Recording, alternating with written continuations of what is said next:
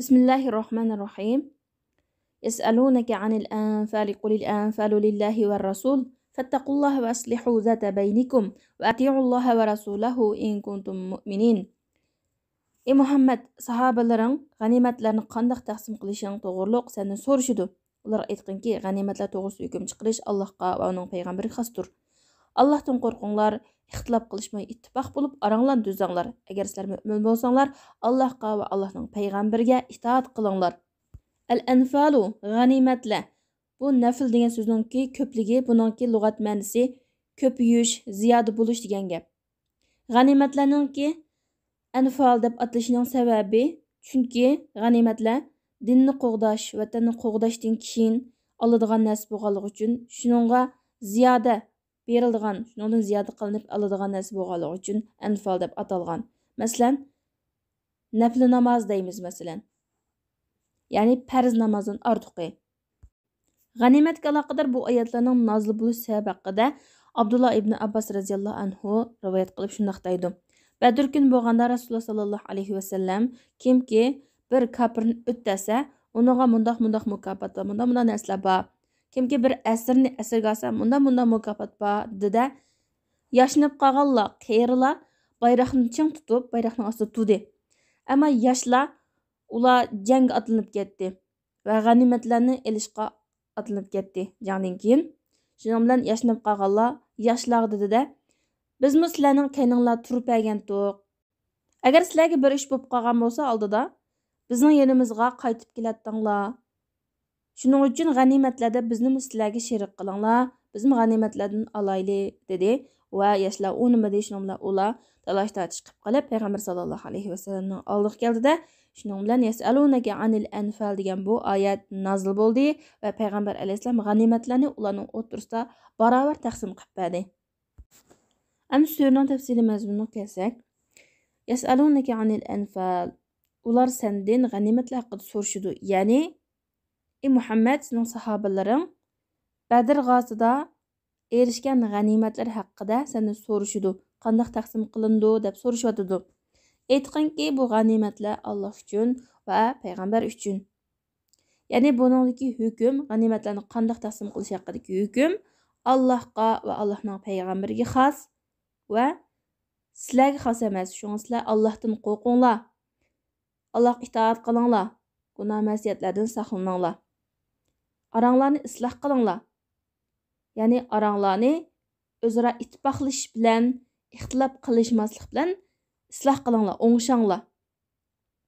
Allohga va uning payg'ambariga itoat qilinglar. Allohning buyrug'iga itoat qilinglar. G'animat haqidagi hukmlarda Allohning buyrug'iga va Allohningki payg'ambarining buyrug'iga bo'ysuninglar.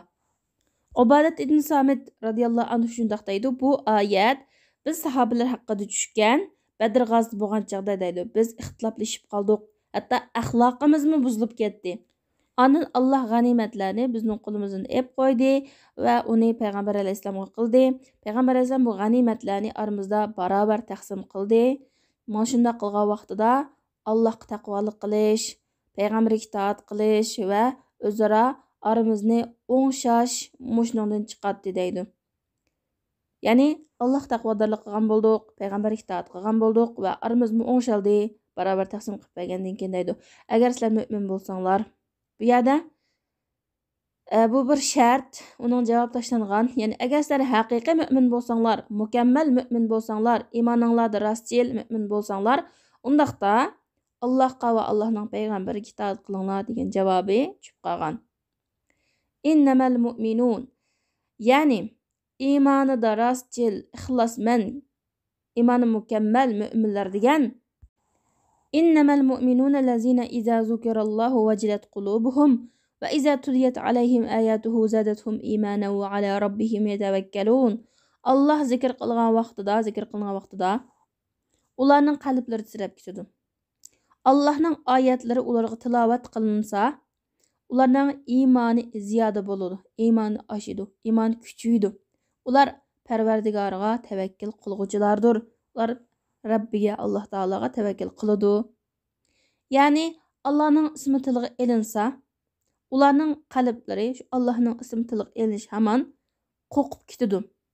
Allohni ulug'lab, Allohning haybatidan qo'rqib. Ularga Allohninki oyatlar tilovat qilinsa, Qur'on oyatlari tilovat qilinsa, ularninki jazmiyati va tasdiqi texim oshidi. Ular Allohga tavakkul qiladi.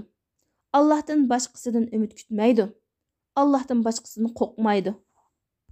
Bu yerda Allohdan qo'rqish, iymonning ziyoda bo'lishi va Alloh taologa tavakkul qilishdan iborat iymondagi 3 darajani bayon qildi.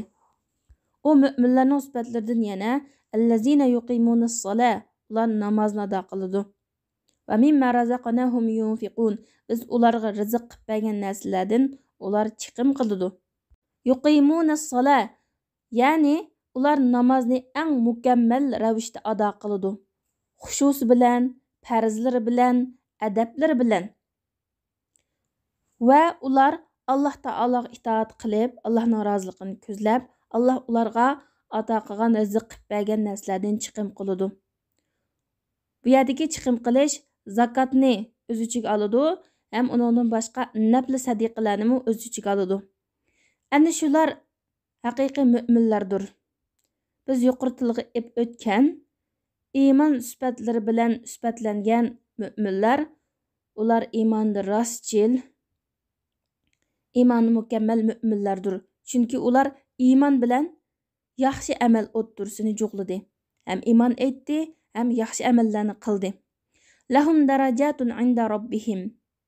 Ularningki Parvardigorning huzurida o'xshamaydigan darajalari bor. Ya'ni jannatlarda ularning yuqori o'rinlari bor. Va mag'fira, ya'ni ularningki gunohlarini mag'firat qilish bor. Va rizqun karim, ya'ni Alloh subhanahu va taoloning huzurida davomli turadigan va ikrom bilan birga kelgan, ya'ni Alloh taolo ularni hurmat qiladi, izzatlaydi, ikrom qiladi. Shuning bilan birga kelgan hurmatlanish ichidagi mo'l rizq bor ularga. Onundan keyingi oyat g'animat taqsimot to'g'risidagi hukmning Allohga va uning payg'ambariga xos qilinganligini, ularning yoqtirmaganligi, Parvardigoringning seni haqli ravishda uyingdan, ya'ni uying joylashgan Madinadan urug' chiqarganligini, ularning yoqtirmaganligiga o'xshaydi. Mu'minlardan bir guruh odam dushmanga qarshi urushga chiqishni albatta yomon ko'radi. Ya'ni g'animat taqsimoti haqida bir qism mu'minlar g'animat taqsim qilinishini yoqtirmaganiga o'xshash, jangga chiqishni ham bir turkum mu'minlar yoqtirmadi deydi. Bir turkum mu'minlar yoqtirmagan shu holatdami Alloh subhanahu va taolo seni Madinadan jangga chiqarg'izdi. Bir qism mu'minlar buni yomon ko'radi. Ya'ni mu'minlarning bir qismlari jangga tayyorliksiz chiqib qolganligi uchun jangdan qo'rqib buni yoqtirmagan ahvol ko'rilgan. Yujadilunaka fil haqqi ba'dama tabayyana, ya'ni ey Muhammad alayhisalom jangga chiqish ishi haqida ularga haq bayon qilingandan keyin, haqiqat oshkora bo'lgandan keyin ular sen bilan talash tortish qilishidi, munozirlashidi. Ya'ni ular, ya'ni biz faqat karvonni bulash uchun chiqqan, jang qilish niyatidan chiqmagan, ham tayyorliksiz chiqib qoldik. Agar biz jang qilarimizni bilgan bo'lsak, tayyorlanib, tayyorlik bilan chiqarkanmiz. Bizning sonimiz ham oz, ham tayyorligimiz yo'q tursa deb shunda deydi demoqchi.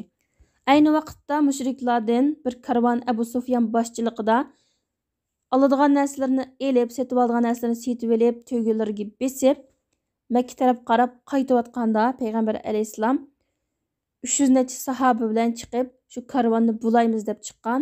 Shuning bilan Abu Sufyan buni bilib qilib, Qurayshliklarga, Makkadagilarga xabar yetkazgan. Bizni bulmoqchi deb. Shuning bilan mingdan ortiq mushriklar to'plashib, chavandozlari ular bilan urush qilishga tayyor bo'lib kelgan. Shuning bilan Alloh subhanahu va taolo shu tayyorligi yo'q 300 necha odamni shu mingdan ortiq odam bilan urush qilishga Alloh buyruq tushirgan. Shu vaqtda sahobalarning bir qismlari bizning tayyorligimiz bo'lmasa, bu jangni qanday qilamiz degan ahvollar bo'lgan. Ka'annama yusaquna ilal mauti va hum yanzurun. Ular go'yo alomatlar ko'rinib turayotgan o'limga haydilayotgandek. Ya'ni bir qism kishilar Şu holatda o'limga aytilayotgandek holatda jangning oldidagi holatlarni tasvirladida shu holatda jangi jidal qilgan. Chunki ularning soni ozdi, tayyorligi yo'qdi. Shuning uchun ular qo'rqib ketgan. Qo'rqib ketganlikdan mushu jangi jidalni qilgan. Wa iz ya'idukumullahu ihda at-ta'ifatayn annaha lakum wa tawadduna anna ghayra zati ash-shawkati takunu lakum wa yuridullahu an yuhiqqa al-haqqa bi kalimatihi wa yaqta'a dabira al-kafirin liyuhiqqa al-haqqa wa yubtila al-batila walau kariha al-mujrimun.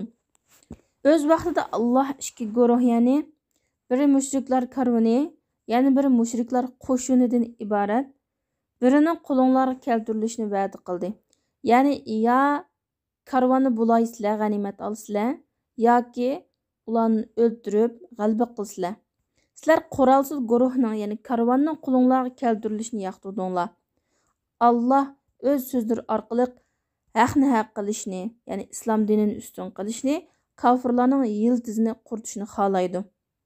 Allah gunohkor odamlarning yoqtirmag'ini qaramay, haqni haq, ya'ni islomni oshkora qiladi, islomni g'alaba qilg'izadi. Batil, ya'ni kufrni barbod qiladi. Ya'ni Allah subhanahu va taolo bu yerda mu'minlarni asıltıvatıdı. Ayni vaqtda Allah subhanahu va taolo sizlarga yoki karvonni, yoki qo'shinni va'da qilgandi. Sizlar jangga chiqmay karvonni bulashdan iborat shu oson ishni tanladinglar deydi. Ayni vaqtda Jibril alayhissalom tushib Muhammad sallallohu alayhi va sallamga: "Ey Muhammad, Alloh taolo sizlarga ikki toifaning birini yoki karvonni yoki Qurayshninki jangchi qo'shinlarni va'da qildi. Ikkisining birisini g'animat olsizlar" dedi. Shuning bilan payg'ambar alayhissalom sahobalarga buni maslahat solgandan keyin sahobalar jangninki yengil bo'lish uchun, g'animatning ko'p bo'lganligi uchun bular karvonni tanlagan. Ya'ni shunday rivoyatlar kelgan. Shuning bilan bu xabar Makkadagilarga yetgan, Abu Sufyan xabar yetkazgan. Shuning bilan Abu Jahl odam to'plab musulmonlar bilan jang qilish uchun Badrga yetib kelgan va karvon bo'lsa qutlib qolgan.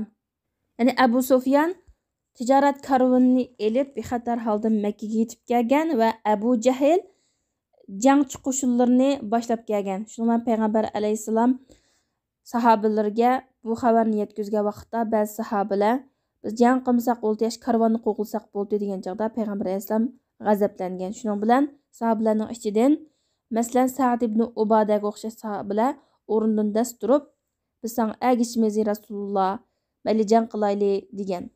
Payg'ambar alayhissalom bu sahobalarningki irodasini ko'rgandan keyin xo'shal bo'lib sahobalarga shundoq degan: Allohning barakati bilan meninglar, ya'ni jangga kiringlar. Xo'sh bishorat elinglar. Allah subhanahu va taolo men ikki toifaning birini va'da qilgan. Karvon qochib ketdi, lekin endi qolg'ini bizning g'alaba qildiganimiz, bizning g'animat oldiganimiz bu jang atlanib chiqqan mushriklar o'shundan iborat. Payg'ambar alayhissalom sahobalarga xush bishorat berib, yana shundoq dediki: "Vallohi laka anni anzuru ila masari'il qawmi." Allah bilan qasamki, men bu qavmning, ya'ni mushriklarningki halok bo'lgan o'rinlarini ko'ryapman. Bu payg'ambarlik mo'jizasidan iborat. Va yuridullohu an yuhiqqal haqqa bi kalimatihi. Allah subhanahu va taolo haq dinni, ya'ni islom dinini oshkor qiladi, ustun qiladi. Kofirlarni o'tirish va halok qilish bilan Badr kunida va kofirlarni tub yiltizdan qurtidi. Ya'ni buning ma'nosi, ey mu'minlar, sizlar ko'z oldinglardagi naq foydani, naq qo'linglar keladigan, aldirab keladigan foydani qo'g'lishyapsizlar. Salomatliginglarni qo'g'lishyapsizlar, bexatarliginglarni va nihoyatda arzimaydigan puchak ishlarni xohlaysizlar, lekin Alloh subhanahu va taolo yuksak ishlarni xohlaydi. Haqni ustun qilishni va har ikki dunyoda, dunyo oxiratda nijotlikqa erishinglarni xohlaydi. Bu ikki maqsadning o'rtasi nima degan jiroq. Shuning uchun Alloh subhanahu va taolo kuch va dushman qo'shinini sizlarga tanladi. Shular bilan jang qilishinglarni tanladi. Ularga ularning mag'lubiyatini ko'rsatib qo'ydi. Sizlarga nusrat berdi. Ularni mag'lub qildi. Ularni xor qildi. Sizlarni izzatga, shon-sharafga erishtirdi. liyuhiqqal haqqa ve yubtilal batil. Haqni haq qilish, batilni batil qilish uchun. Ya'ni Allah subhanahu va taolo haqiqatni oshkor qilish uchun, batilni tüp yıldızını quritish uchun. U bo'lsa-mu Allohning maqsadi islomni ustunlikka erishtirish va kofirni halok qilish. Buni mujrimlar, gunohkorlar, mushriklar yomon ko'rgan taqdirda ham, ya'ni islomning nusratga erishishini, aziz bo'lishini va shirkning yo'qqa chiqishini mushriklar yomon ko'rgan taqdirda ham Alloh hamon haqni haq qiladi, islomga nusrat g'alaba ato qiladi.